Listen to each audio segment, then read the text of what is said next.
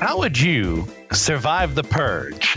We're going to be asking that question and a lot more in today's episode of Systematic Ecology. We're the priests to the geeks as we continue on through our primarily political series, this time focusing on The Purge, the 2013 film.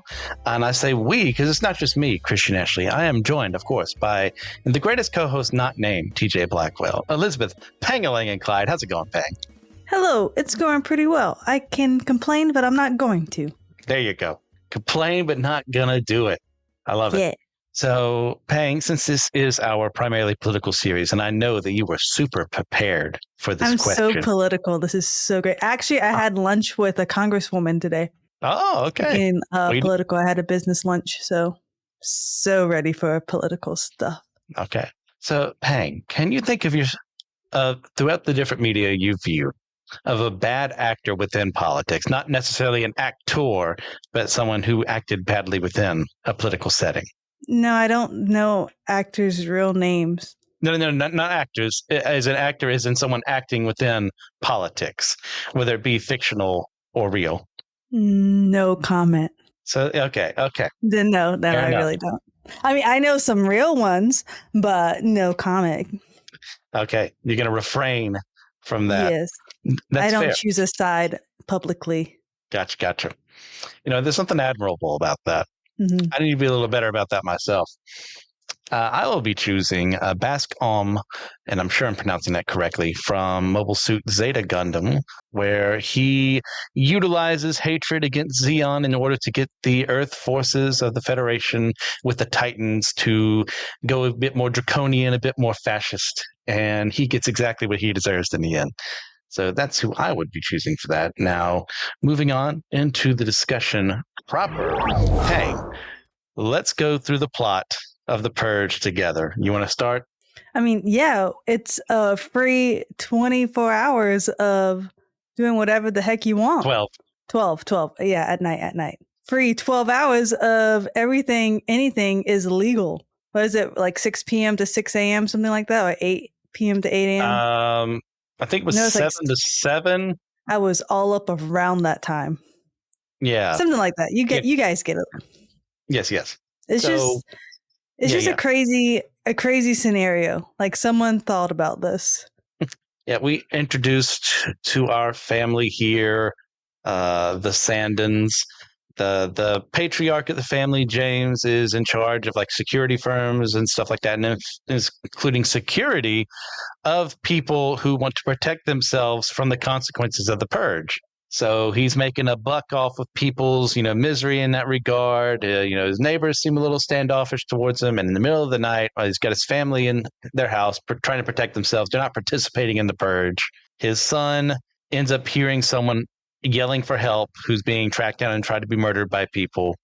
And he lets him inside the house, which sets off the plot where people who are participating in the purge want to break into their house to kill that man because they claim that he killed one of their own. And it gets a little more intense from there as we find out their neighbors really do hate them because they don't like the fact that they have to buy security from him and he is profiting off of their misfortune. And spoilers, but he doesn't make it. But because of what happens there, the man that they save ends up joining them, protects them from the people trying to murder them, and the purge ends at 7 a.m. in the morning. So, yeah, this is one day a year where all your aggression can be let out. 12 hours free, everything, including murder, is legal. Unless you're one of these, top-ranked officials right here. And, of course, they're fine. They can do whatever they want. But not you. So, Peng, what was your introduction to this film? So we actually, in our middle school or high school service, we had a series called The Purge.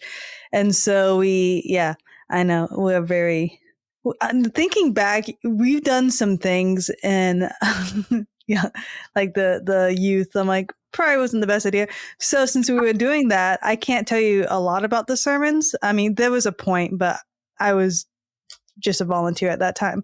But I watched it because of that series was coming up because I wanted to know what the Purge was. So that was probably, I guess now that I think about it, it's been at least 10 years. So I guess I watched it not too long after it came out. So the series complemented it now that I think about it. Okay. That makes a lot of sense. Typical youth group shenanigans. Gotta get the kids interested in stuff. We gotta Mm-hmm. use popular culture for that. Me, I missed this when it came out initially, but then I saw the sequel with my dad. Maybe my brother came too. Yeah, I think he did, and it was pretty good. I enjoyed it, but I didn't watch the first movie until maybe a couple years after that, so I was missing a little bit of the context. But I mean, it's an easy enough premise to get behind. you know, 12 hours out of one day of the year, like all crimes are legal, including murder. So you can do whatever you want, except for these specific people here. You can't touch them. So you don't really need to watch the original to get what's going on in the other films, but it just enhances things. Mm-hmm, mm-hmm. Do you have a favorite character from the movie? No. No. No. I mean, it's been a while since I've seen it, so it wasn't. That's fair. It was, and nothing stuck out to me. Be like, love that guy. I think in it was either the sequel or something like that. The grandpa who sacrificed himself, I would say, is the character that stands out. So I would say that as a. Okay. I know we're not really talking sequels, but that is my favorite character. At least you answered the question. I can't fault you that. Hee hee. Yeah. For me, in this film, he doesn't have a name in this particular film. He gets names in the sequels, and we'll kind of talk about maybe why that's a thing in this original film.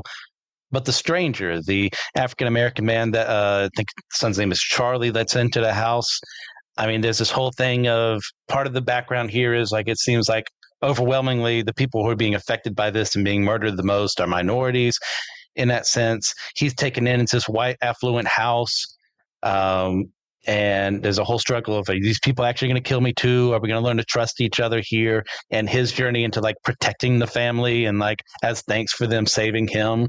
I really love that. His name in the sequels is I think it's Dwayne, but his actual name is like Dante Bishop or something like that. I'd have to look it up again. It's been a while since I've seen those sequels. I rewatched the film earlier today, and he is definitely not named in it. So I really do enjoy his journey. Now, do you remember there being like a favorite scene or moment from the film that you really particularly enjoyed? I'm gonna go back to this is once again secret. The grandpa, whenever he was in that, and we'll talk a little bit about. You can just see the economic side of it, but the grandpa, and he was in that living room, and everything was saran wrapped so things wouldn't get messy. Like that is like, I guess, a marking scene for me.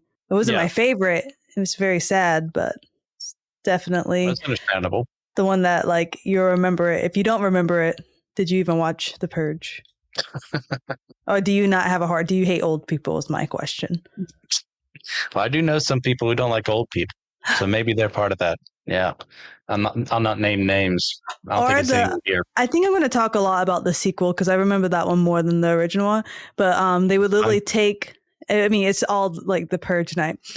They would literally take people off the street and almost like kidnap them and then like put them in that warehouse building, and the rich people got to hunt them. Almost like paintball scenario setup, but they were hunting like humans. Yes.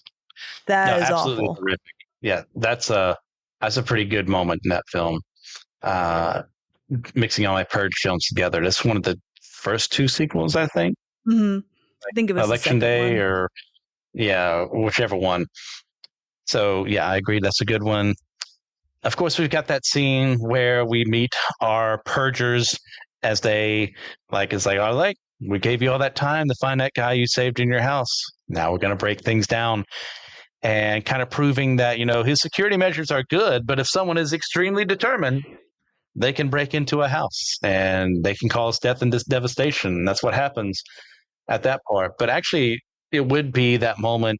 My favorite would be like our family is about to be killed by their neighbors. Like our husband is already dead. Wife and kids are just like trying to like grasp for any hope that they can, and then that's when the stranger comes in, starts killing some fools, and they're able to defuse the situation and survive the night. And I kind of don't agree with the ending morality in the way of the film, because if you remember, they let the other neighbors survive instead of like, okay, yeah, you tried to murder us tonight, so you're definitely within your self-defense rights to make sure they don't do it again next year. But I understand where they're going for it. I thought I remembered from the first one he was trying to kill the neighbors because they were responsible for killing his son. And so he was trying to get revenge. Am I That's a different mixing up one. movies? That's a You are different mixing up Purge. movies. And that's a great film too. And like his Uh, motivation being like, yeah, I'm going to get the guy who I can't legally murder except any night but tonight. right. Like he even like beforehand deactivated his system and unlocked everything. Like he technically did illegal things before the 12 hours, but he Yes. plotted. Oh, yeah. So, in regards to this whole idea, there being one day out of the year where legally for 12 hours, all crime is legal. Like, does that make sense to you as a premise? No, we suck as humans. We can't follow the rules now. What is Mhm. going to happen when there is no rules? Like, absolutely Yeah. not. Because the general idea is that if every crime until this moment is essentially you're just sentenced to death.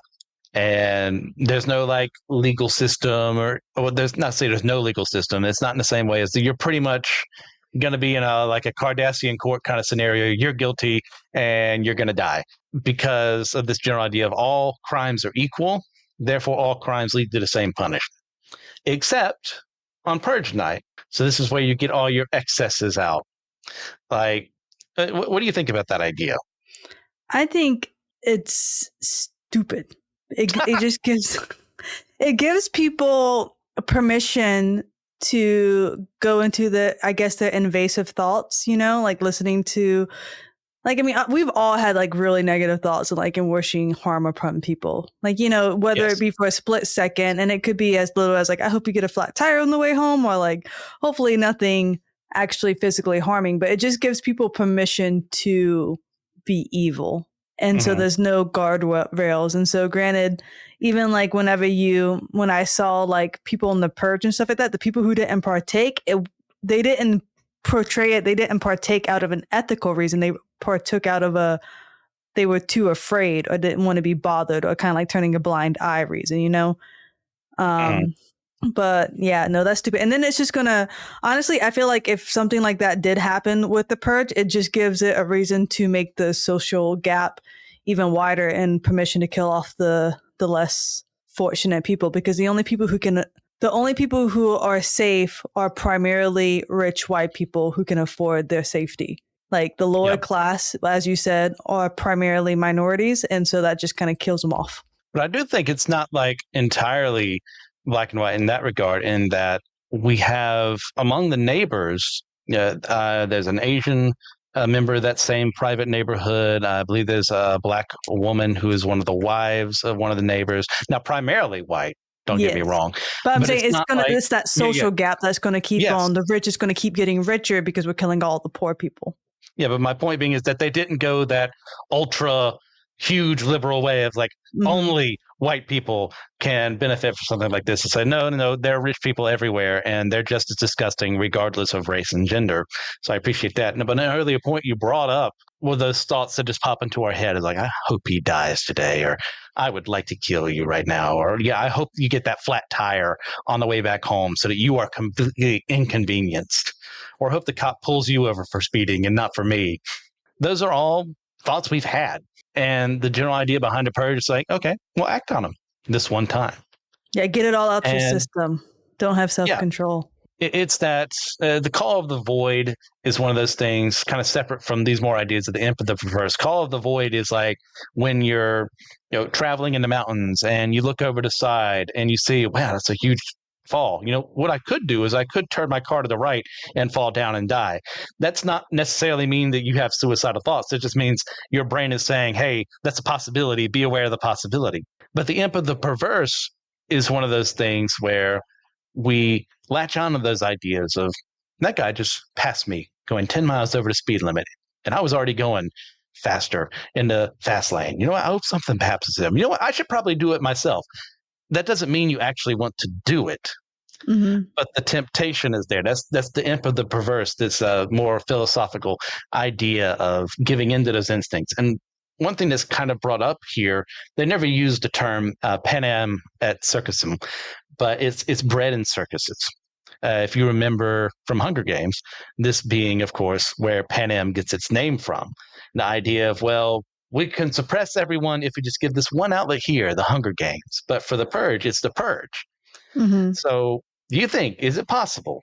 Can a legalized way of letting out aggression and violence actually work? Can it actually suppress it in other ways if we only let people do it for a specific amount of time? No, because I feel like we are greedy. Greed is a natural human desire. And so I feel if we actually allowed it, it wouldn't be enough. 12 hours wouldn't be enough. And people would just continue to be more and more evil with permission. Yeah, I completely agree. I understand the logic behind how someone could go down this path, but when you actually truly think of what's going on here, it's never going to work. It's the idea of bread and circuses. It comes from Roman culture in the Latin originally, and I believe Juvenal was the poet who came up with this quote of "Give them bread and circuses, and they will never revolt." The idea being is that you give them an outlet in some way, shape, or form. For Rome is like Colosseum fighting, gladiators, and naval battles that they would do there, and athletic events, and all these things. To say, well, if the people's attention's over here, they're not going to be worried too much about how poor they are or their circumstances because I'm giving them something to make them feel better about themselves. And the purge is used by our new founding fathers here, or the political organization. We'll get to them later on, as a sense of control. And the idea being, okay, we're going to make all these crimes illegal, as they already are, but the threat is going to be murder if you don't do it. However, there's going to be one night in the whole year where you can just let your inhibitions out. You can do whatever you want for 12 hours. And the idea being, if they get it out now, they'll never do it until the next time it happens. But that's not human nature. That's, as you mentioned, that's a terrible idea under that premise. It's only useful as like a political tool to say, like, well, the good people were letting it out on purge night, but the bad people who we're executing right now, when it's not the purge night, well, they were just never going to fit into our society anyways.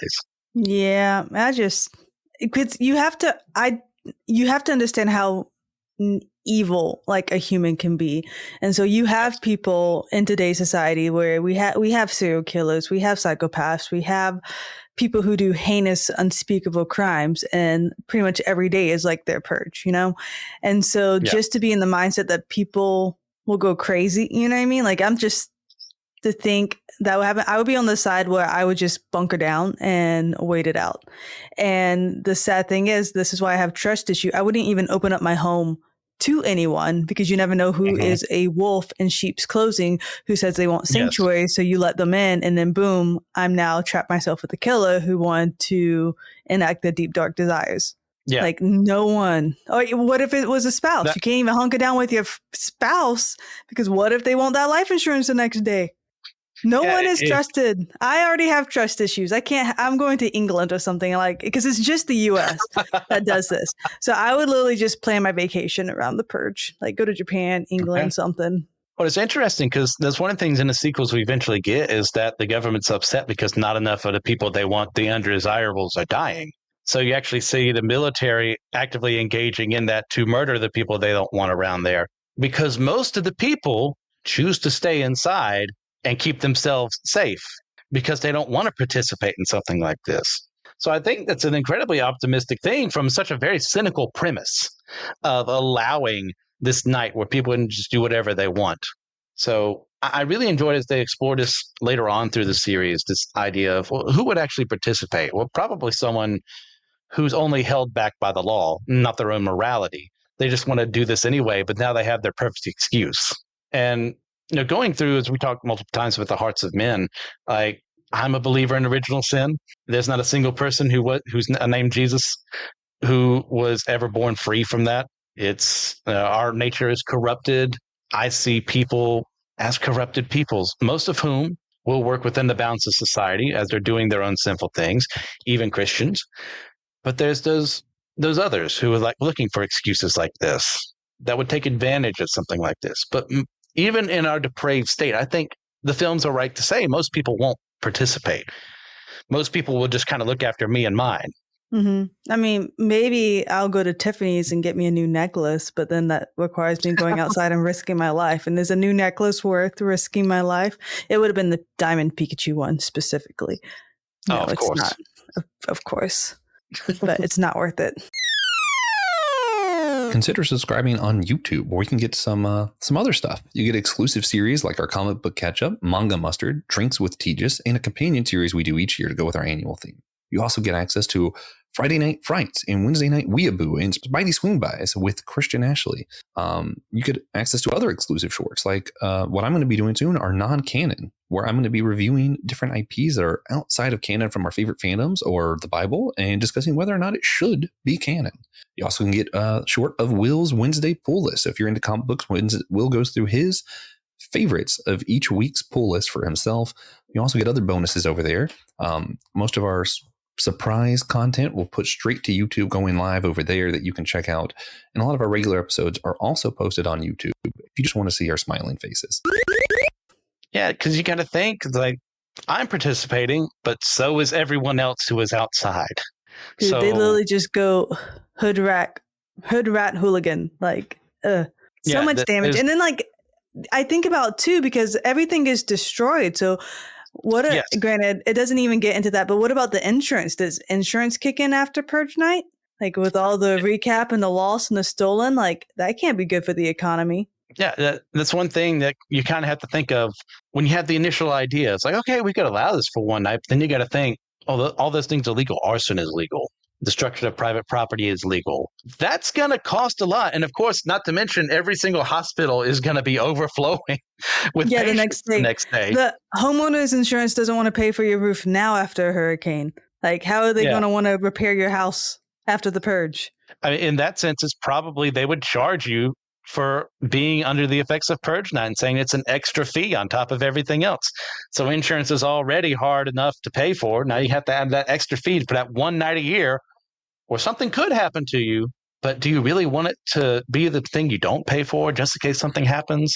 Well, that's what I do right now with flood insurance. I don't even live by a water, but because I live in Charleston, even though my neighborhood isn't anywhere near the water, I have to pay for flood insurance. Yes. So I'm sure they have Purge insurance.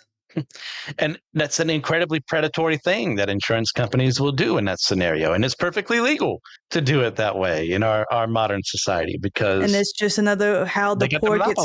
Yeah, the poor gets more poor because now they can't afford groceries. They can't afford this because they have to do now this expensive insurance that they can't protect themselves from. And it's just crazy. Taxes are crazy. Taxes and insurance. Yeah, and it's not like we're saying it's bad we have to pay for insurance. No, you need insurance. No, I'll happily pay my car insurance. Yeah, that we have an issue where, and if we were living in this world, there would be a special Purge, insurance rate you'd have to pay, on top of everything else you'd have to pay. So, yeah, it's just predatory in that nature. And I think that's one thing I don't know if they consider in these films. Like we mentioned, it's like, well, yeah, Purge Day kind of sucks, but what about after that? Am I going to be able to afford living in my home? The day after the Purge. That awkward meeting at work next day. Oh, what happened to Robbie? Well, I murdered him last night. He kept stealing my food from the fridge. And then like with the body remover, like the body disposal and stuff like that. Is there gonna be a special cleanup unit to literally pick up dead bodies off the streets or in other people's homes? Mm-hmm. Yeah, it's so much thought. They didn't think, well, I'm sure they didn't need to think. It's the Purge, not the day after, but these are the questions I want to know. Yeah, is that just general premise? What if this was a thing? And that's a great premise. Because what if this was a thing? Like, how would people handle it? Who would participate in it? Who wouldn't? What happens the day after? Those are questions we ask, but they only choose to focus on the nights because, I mean, that's what the movies are about. And that's perfectly fine. I don't need to have, the backup sequel where an insurance adjuster is like, all right, so you claim it was arson. Was it someone else who did it? Was it you? Did you set the fire yourself so you could claim it on insurance? I don't need that movie. Mm-hmm. But it's questions that do naturally pop up in your head because of what happens in movies like this. Crazy. And then, I mean, it's just people crazy. I haven't seen the Election Day one, but I'll probably watch it this season since Election Day is less than 3 weeks away. Okay. Now we've mentioned like different movies. Okay. Anarchy is the next one. Okay. That's the one. Is that the one with the old man? No. Oh, maybe it is. That's the one with the cop who tries to kill the guy who murdered his son by accident. I think because of drunk driving or something like that. Then there's election year, and that's when they're protecting the woman from the opposing party. Yeah, the senator from an opposing party who wants to end the purge. And then the first purge is like the first purge. And the forever purge is the one where they've been reelected and reinstituted the purge. Oh, I didn't even know there was a fourth one or fifth one out. Yeah. But we keep on buying tickets to watch them. And I keep making money. I have not watched a television show, so I don't know if that's any good or not. Dang, it only that's ran a television for 1 season, show too? Oh, yeah. That's sad. I mean, I guess not. It's probably good that people don't get too many ideas. All right. So as we've mentioned a couple of times tonight, and mentioned in the movies themselves multiple times, the poor and the minority groups are overwhelmingly hurt more by the purge. We see that especially in the sequels where, they're not able to afford the insurance needed or the security get up needed to protect their homes and apartments. I mean, yeah, it's hard enough when you own a home for like security systems. Can you imagine doing that in an apartment? Forget that. But so what do you think the movie's trying to say about this within its own world, but also in ours, about how these different minority groups and the poor are kind of set apart in this scenario? Well, one big factor is, I'm going to say the grandpa again, so now I get to explain why he stuck out. He literally sold himself to a rich family so they could purge in the comfort of their own home. Oh, so that's right. So that's what I keep on saying, like the grandpa and the Saran, because you see he writes a letter and he's like, by the time you're reading this, and it like pans from them reading the letter to him sitting in a living room, a nice big living room, and all their nice furniture is like saran wrapped. And you have this family, you can see like the different ages, the mom, dad, the kids, maybe teenagers, and they're wearing masks and they have machetes and they're about to have a good time, according to them. Obviously, it's not a good time. But like, so that's just one of the reasons, like he literally sold himself, like gave his life. And he said the money would be in your account by midnight or something like that. So his daughter and her kid could have a better life.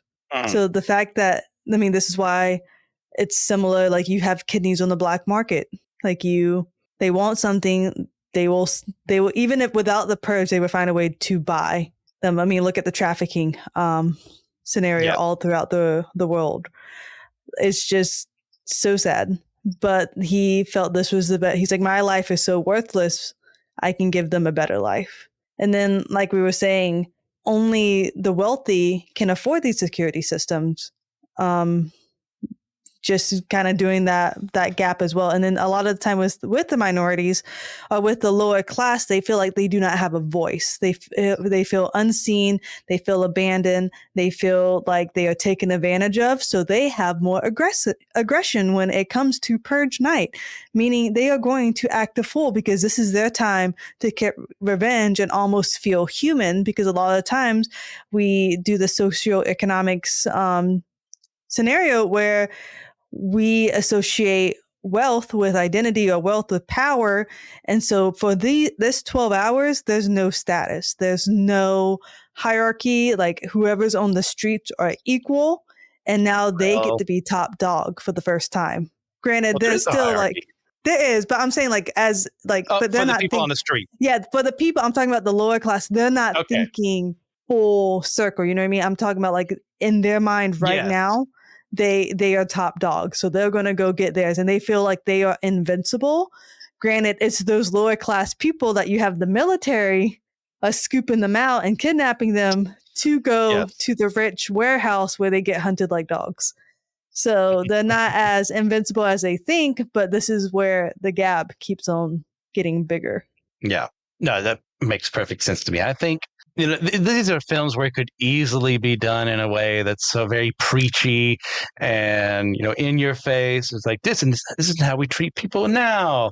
It's like, yeah, there are people who think this way in real life.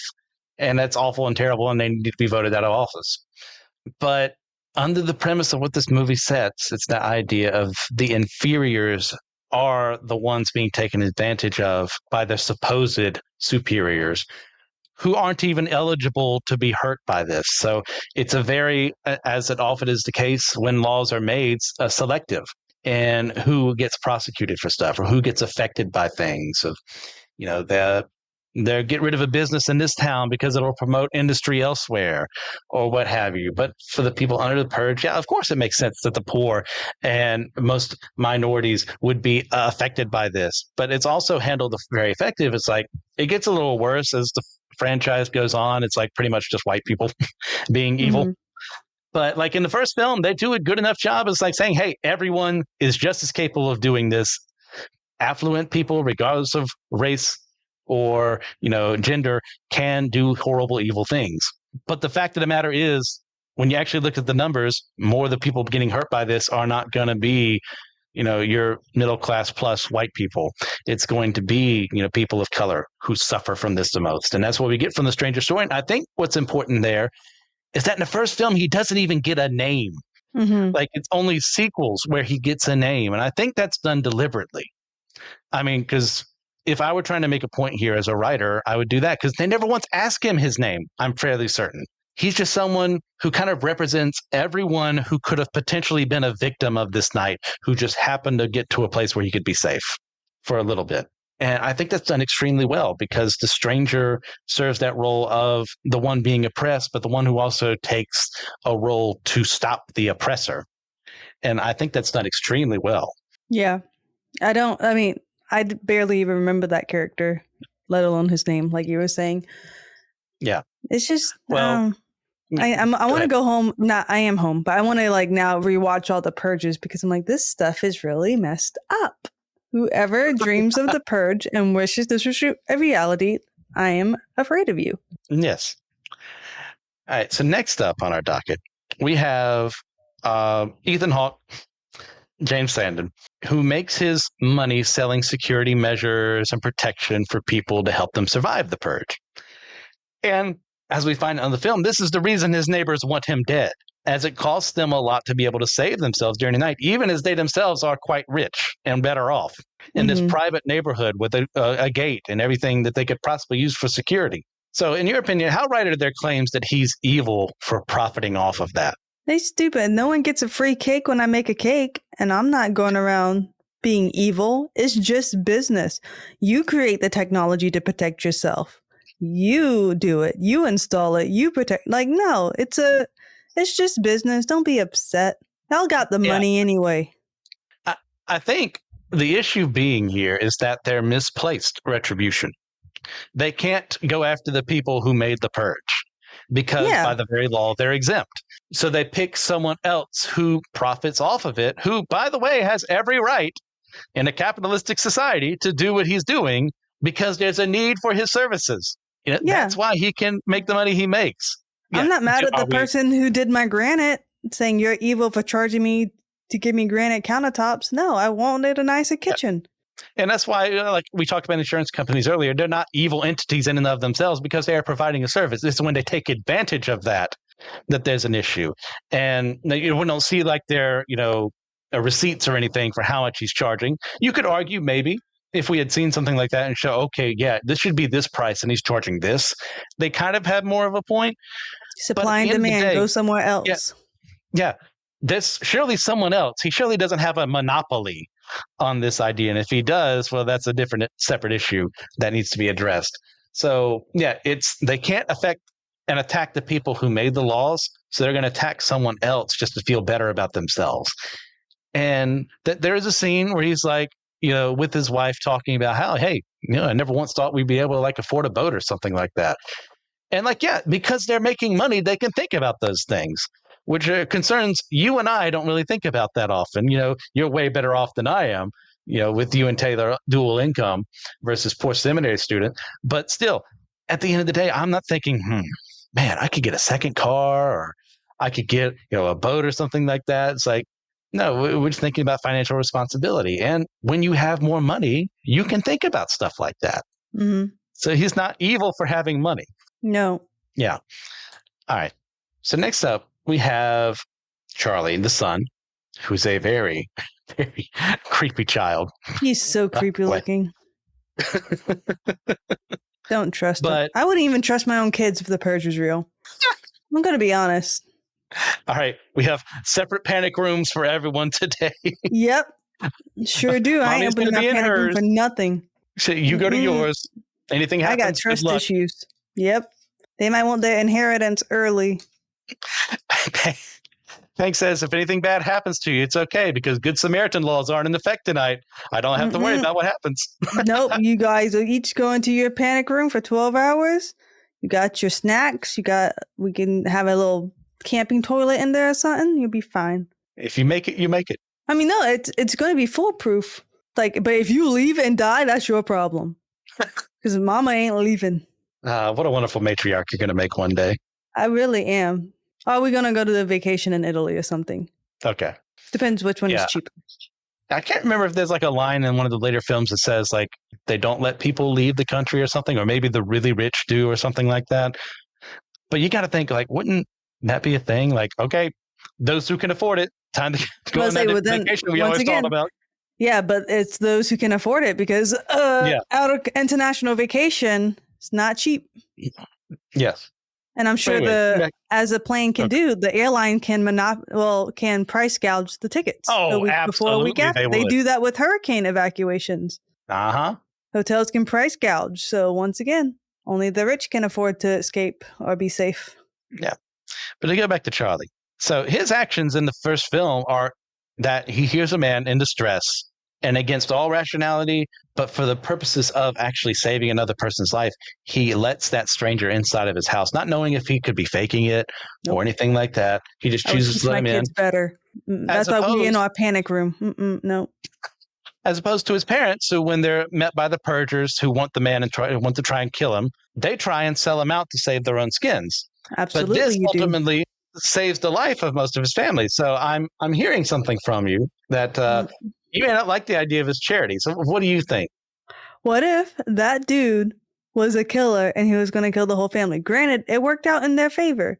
But if we all would either A, out the country or be in our separate panic rooms where we were nice and safe, it could have avoided a whole movie. We could have just slept the Purge away. But then you wouldn't have, because the neighbors still would have invaded. No, my panic room's very safe. Can't get in. I mean, they could have gassed you out. They could have lit the building on fire. They wouldn't even have known. They would have assumed we were out of town or something. They wouldn't even know. I think this is kind of a good argument of, some older fables and mythologies and philosophy of Androcles is a lion and the farmer and the viper. The farmer and the viper, he nurses the viper back to health, and eventually the viper bites him because that's what vipers do. Or like the frog and a scorpion, that sense of, we need to get across the river. No, you'll sting me if you do that. No, I can't do that. Also, my neighbors aren't going to want to kill me if I'm in the Purge. I'm not going to be, I'm just going to be a local neighborhood baker. They're going to love me. Okay. But what if you charge too much? Well, I always say I undercharge, so haha. But the frog and the scorpion too is like, it's, stabs frog in the midst of going through where they both die. Sorry, it's just my nature. Versus the Androcles lion, where we have a predator who is under pain, and a Clyde comes in, takes out the thorn from it, and they become friends. So I think it kind of depends on where you fall on the sliding scale of cynicism and optimism. Now, I like to call myself an optimistic pessimist. I want to be on both sides, but there's that moment. It tests who you really are. Hearing someone cry out for help. Is it legitimate? Can I help them? What's going on here? And yet he chooses to save the man, and that ultimately works out in his favor. And I would argue most of the time that's how it would go. But there are plenty of bad actors out there who would utilize this as like a wounded gazelle gambit to come in and then murder your whole family because they're purging that night. So you got to weigh the two out there. So, yeah, in this film, it works in his favor. In the other case, I'd let him in, but just let you know we're strapped. So anything that happens on you after this is your own fault. So it's being optimistic without being naive about it. I think it's what the film is trying to say. Because there is a cost. I mean, the dad does die as a result of this.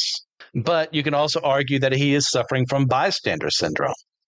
of it's not my problem. It would be Try hard to for me if I heard someone crying out for help and needed help to turn away.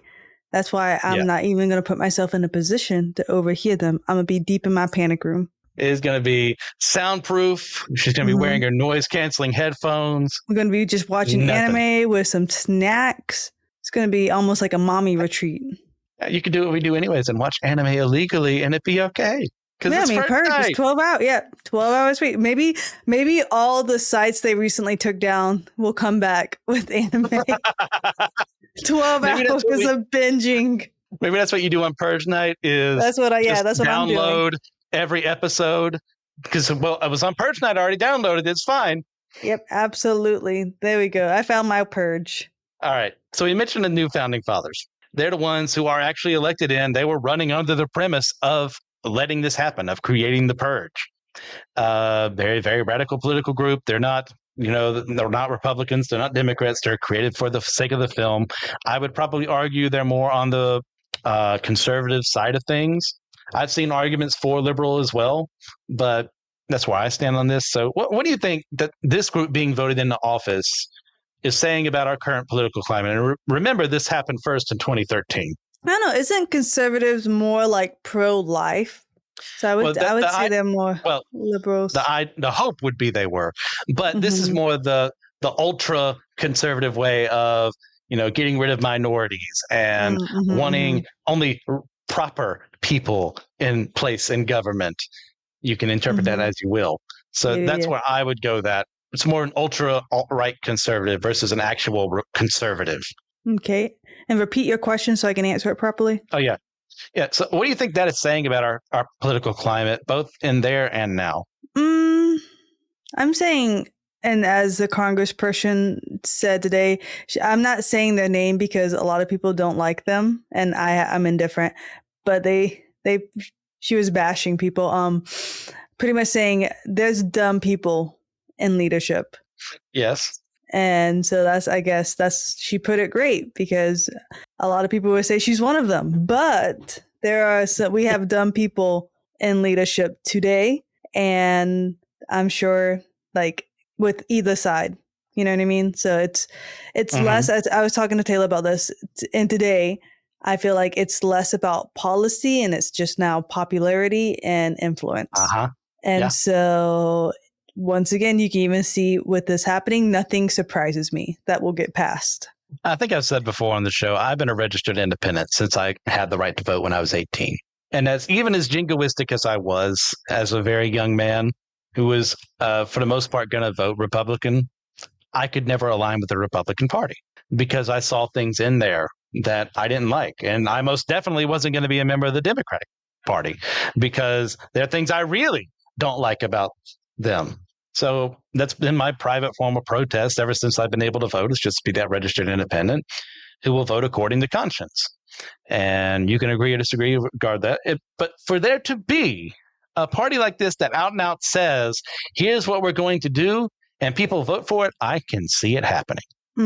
Well, go ahead. Sorry. Yeah. Because of what people want. And it's like you said, just appealing to what people desire versus what actually needs to get done. It's like, I'm going to promise you this if you vote me in, knowing it's not going to get done. Say, I did everything I could. So vote me back in next time. Maybe this time it'll get done. Because people are stupid. Because people are gullible.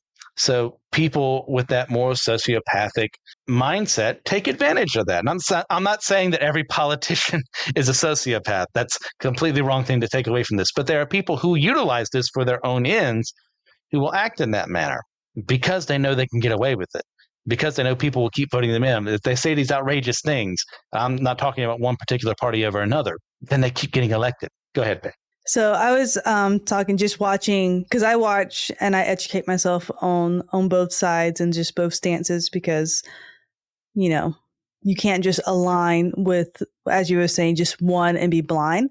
But just as I watched both of them and people, it happened today, even with the smaller like community business luncheon I went, and people don't show up I showed up because it was for work, but most of the time people don't show up to the opposite side just because they want to learn.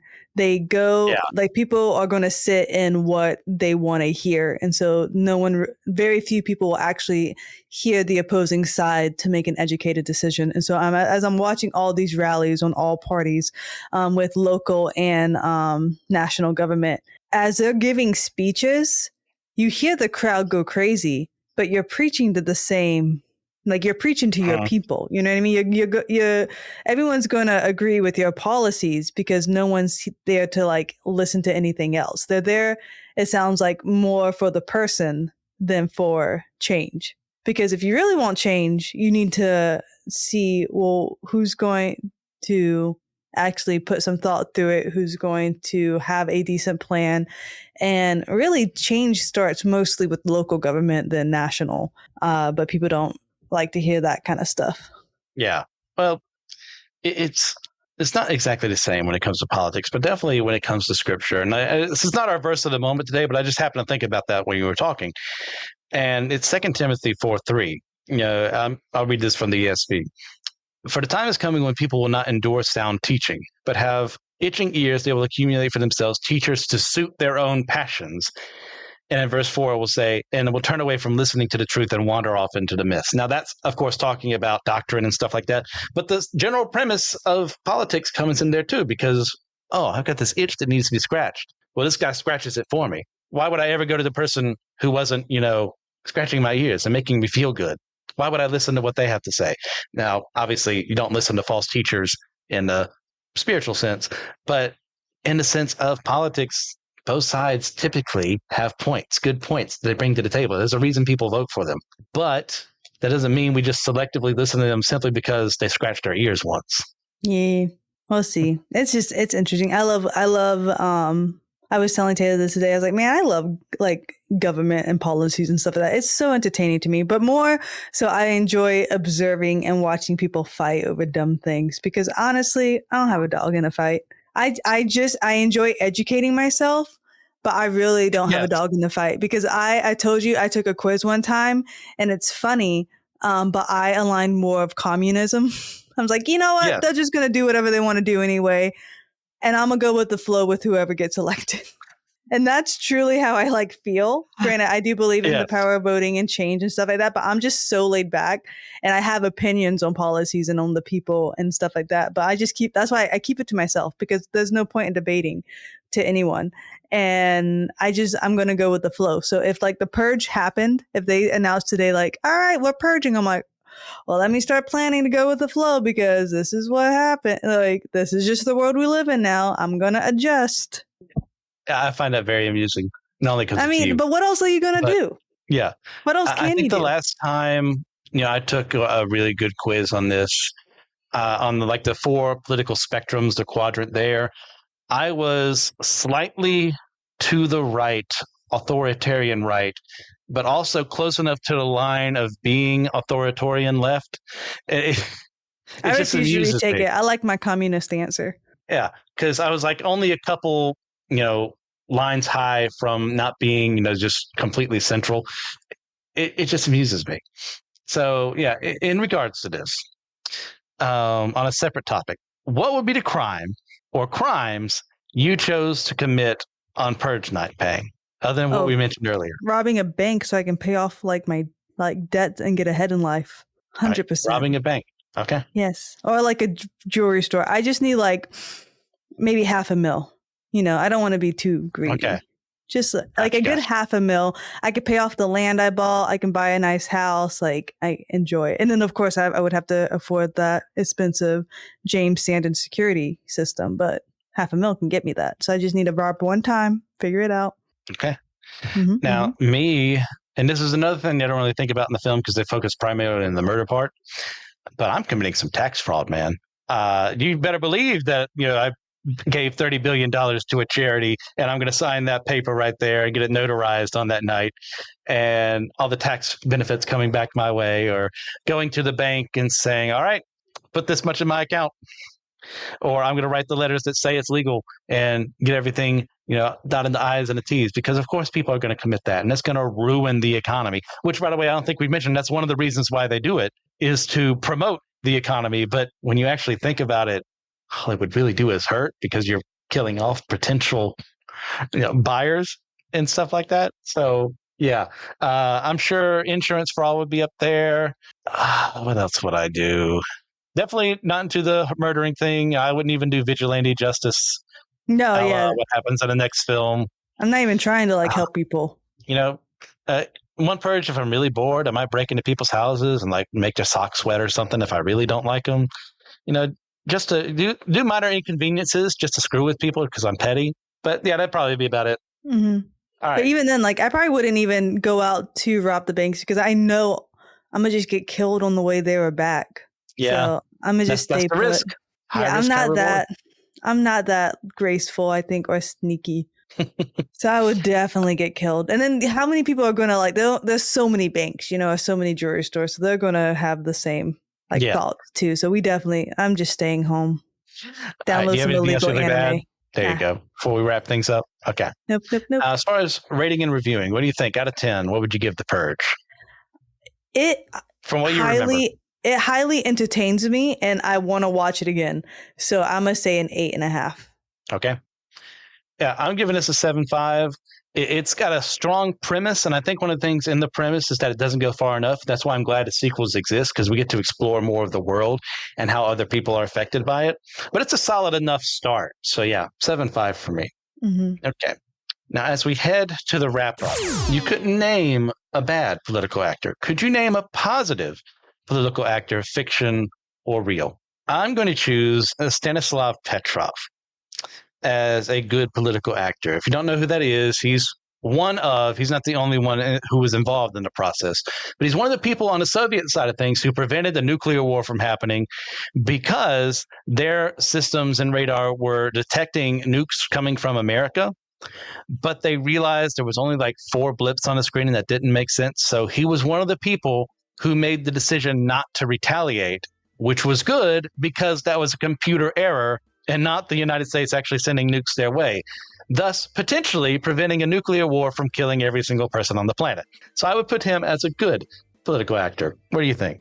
So there's an anime, and I can't find the title. I watched it forever ago. It was pretty much a guy who was just super lazy, but he was a king, but everyone else was so dumb he ended up saving the kingdom. Genius but Prince? He wanted maybe something, but he wanted to do the least type deal. He just wanted to coast into his kingdomship, but everyone was so dumb and incompetent he had to save everything. And so I feel like that would be me. I want to do the least, but I'm not going to let things be slack. I completely understand that. So I related so hard to that king. If you're going to make me in charge, I'll do it. I don't want to, but I'll do I would it. rather hire competent people to do it for me if I'm going to be in charge. Yeah. If you don't know how to do your job, I'll do it for you and do it even better so I can find someone else who is better and make them do it. Mm-hmm. Yeah. All right. So thank you guys for listening to this special Primary Political episode. I believe this will be uploaded around the end of the month. If not, I got the dates wrong and that's on me. So, dude, if that's the case, then that means the election's even closer than what I just said. Go vote. Pray and vote, everyone. Yes. Great options, both. I'd like to shout out some supporters. Thank you very much, Russell Gentry, Justin Vaughn, Annette Knoll, and Jeannie Mattingly. You guys are the best. We really appreciate everything you do. But remember, we all are chosen people, a geekdom of priests.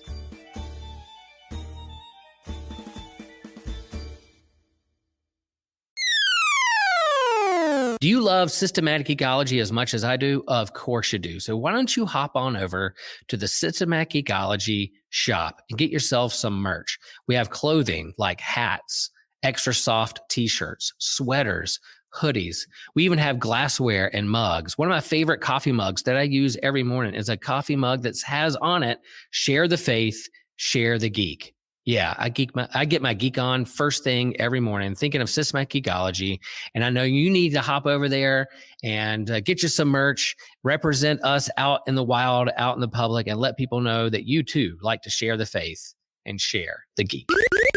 Hi, my name is TJ, and I'm here to tell you about the Anazal Ministry Podcast Network. We have a bunch of shows on AMP. You can follow the entire network in a single feed on Spotify at Anazal Ministry Podcasts or on the network page on Apple Podcasts. Some of the ones we're running right now are the homily, which is Pastor Will's homily messages from Holy Trinity Lutheran Church in Chapel Hill.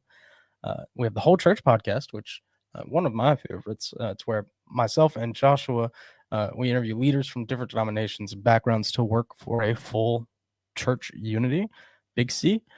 We have My Seminary Life by Brandon Knight, former host on Systematic Ecology. He discusses his experience at seminary and discusses seminary topics so anyone can access the knowledge, which is kind of cool. It's like the book, Everything You Learn in Business School and then Everything You Don't Learn at Business School. It's great. We have Let Nothing Move You by Christian Ashley. He goes through the Bible kind of like it's a Bible study to explain the biblical narrative through his perspective and what he's learned. Dummy for Theology, which is Joshua's show. He discusses various theological topics in an attempt to show every side of big discussions. That leaves you with more questions than answers, which everyone loves a lot. It's kind of a continuation of a series that we did on Whole Church, but it's really good. It's really fun. We have the Bible After Hours, where the foul-mouthed preacher goes through the Bible from a progressive view to challenge the status quo of the modern church. I love that one. If you're from a more conservative background, that one I find will probably be the most helpful for you. Definitely check that out. And we have the Clydes. Taylor and Elizabeth Clyde go through weekly discussions in a devotional, conversational method to help us get closer to one another and God. That's just a little review of what we do in AMP and all of our other shows. So check that out, get subscribed, and just start getting all that free content, you know?